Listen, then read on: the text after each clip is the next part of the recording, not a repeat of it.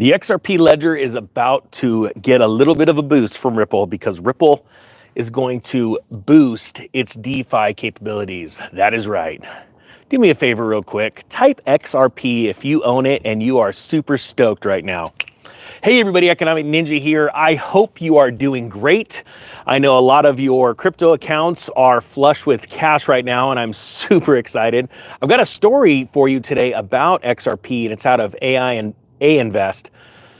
It says, XRP news today, Ripple introduces new metadata standard for XRPL to boost its DeFi capabilities. Now, this is something that gets me really excited because being in this space for so long, or as long as I have been, and knowing that Ripple was going to develop XRP in the way that it is now, it's so gratifying to be able to see it because a long time ago, I was told I was crazy by a bunch of Bitcoin maxis. And I totally understand the case for Bitcoin. I got Bitcoin. I like it. I like its what they're doing. But the thing is that Ripple wants to develop a blockchain, the XRPL, to do business worldwide with banks and replace things like Swift. Bitcoin can't do that. And the reason why it can't do that, even though it would love to do it, just, Bitcoiners out there, it's because banks won't allow it. All right, so here we go. Ripple developers have introduced a new metadata standard proposal for the XRP ledger with the aim of enhancing its tokenization capabilities. This development is part of Ripple's broader strategy to expand institutional decentralized finance on the XRPL by 2025. Speaking of DeFi, the course that Dylan and I put out a while back, the DeFi course on how to go and buy projects before they decentralized finance projects before they go onto big exchanges, because that's where a lot of money's made, because there's not as much liquidity on these smaller exchanges. And a lot of people don't know how to use them, don't know how to do it. And they just started a Coinbase account, they bought some XRP and they're pretty excited about it, but they haven't taken it to the next level. If you want to take it to the next level, today, so this sale is the last time we're ever going to include Dylan and my crypto trade picks, what we're buying, what we're selling, and when. And there's actually a trade pick coming out today at noon Pacific. So everyone that's in the DeFi group, stand by your computers. It's being released at 12 noon. We just filmed it.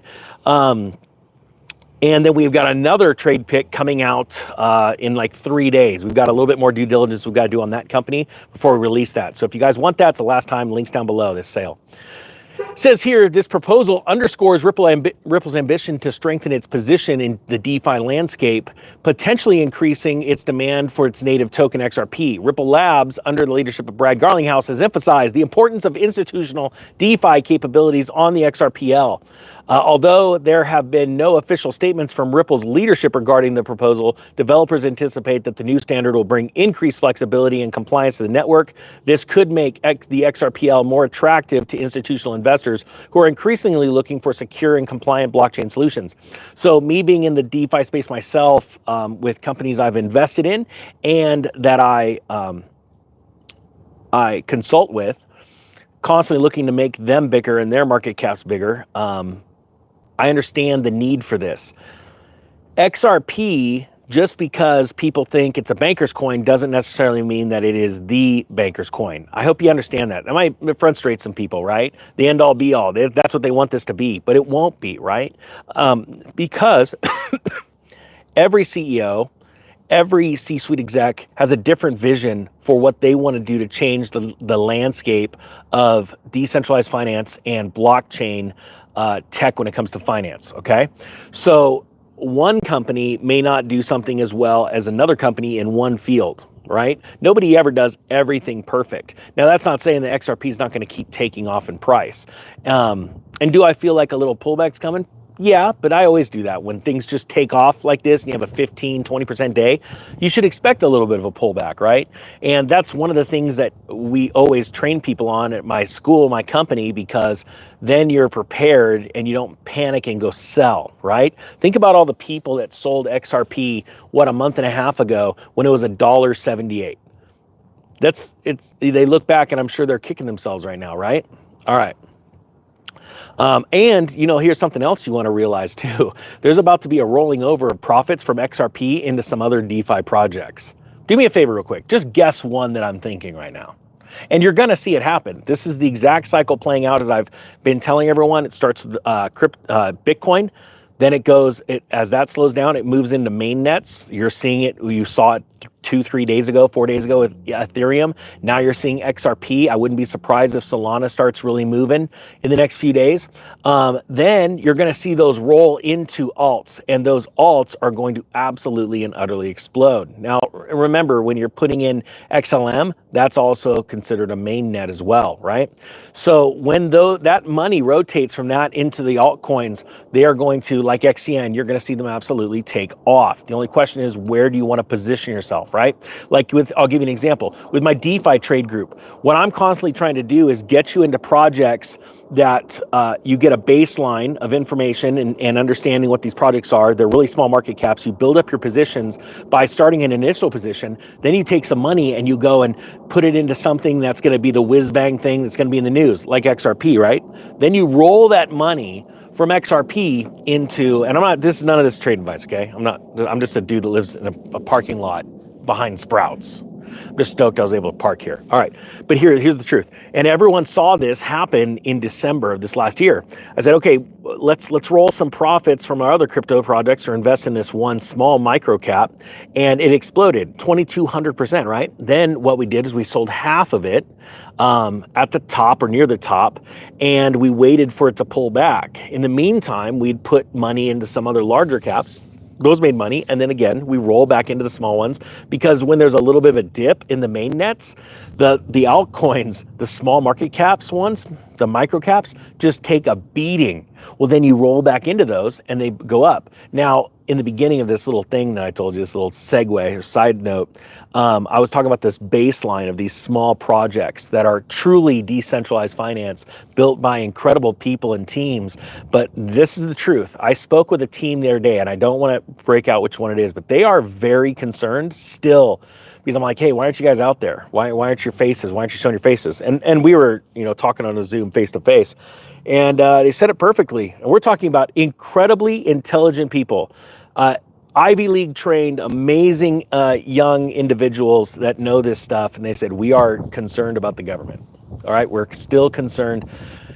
And this is what's going on in all these DeFi projects, okay? No matter who the president is right now, they're like, oh, is this the time? They're watching the regulations carefully. They're a lot smarter than me. But, obviously we have different personality types. And so I'm like, all right. And it made me feel good, because these guys are playing to win, right?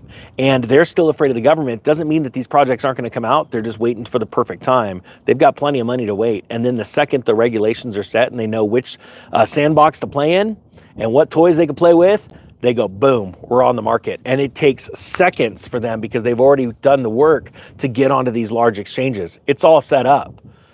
Matter of fact, no, I can't even say, all right, I can't say that part. All right, so the proposal, now we're going back to the XRP story with Brad Garlinghouse, all right?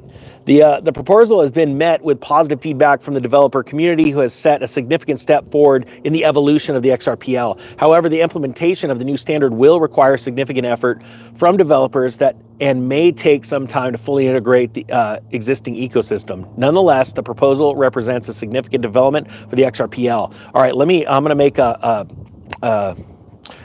what is it? When you say something that's going to come in the future. Dang it, what's the name of this? Ninja, get some coffee, stand by. I'm going to make a, dang it, what's that word? Come on, people. What prediction. Thank you, here we go. Here goes the prediction. I believe that the cat's out of the bag with XRP. Retail investors are now FOMOing in, okay? The price is pumping. You're going to see it pump a little bit more. I wouldn't be surprised, don't take this as gospel, if you saw a $4 XRP. People are going to freak out. This is what's going to happen. You're going to see some news come out that's like, ooh, the SEC is still here. There's something bad happening. They haven't let go. The claws are still in. They're going to, some stupid narrative, right? And what that's going to do is that's going to cause a bunch of people to sell their XRP, and it's going to dip. And I believe this is the last dip that's coming, I could be wrong, before this price on XRP just blows up. And the reason why it's going to dip is because there are a lot of bad people, and I just say bad because they lie to make financial gain, so that they can stack their bags more. So how you figure that out is, if the bad news is coming out, I want you to go to the XRP ledger, the rich list, and I want you to take a snapshot of the top 200 wallets. Just print them off, right? The wallet addresses and how much is in it. And then what I want you to do is the next day, I want you to go take those addresses and compare them based on the day before and see if they're adding to it. If they're adding the 200 largest addresses, I know from experience, they're adding to it while there's bad news and the price is dropping, that's manipulation. You know that there are people in that list that have knowledge of what's going on. And just so you know too, some of the largest XRP holders on earth actually have multiple addresses. It's so that you don't understand where it's going, and it just starts it used to be the top 50 list, top 100 list. Now it's expanded to 200, 300, being really big. I've been following this since 2017. All right, I hope you got something out of this. If you want the trade calls as part of the DeFi Masterclass, it's the last time this sale is ever going to happen, and we're never going to include this.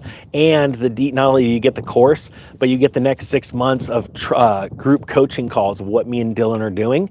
Those are separate than the trade calls, okay? But you'll get those once a month, and there's a meeting coming up next week. All right, that being said, thank you so much for watching. The Economic Ninja is out. Let's go make some money.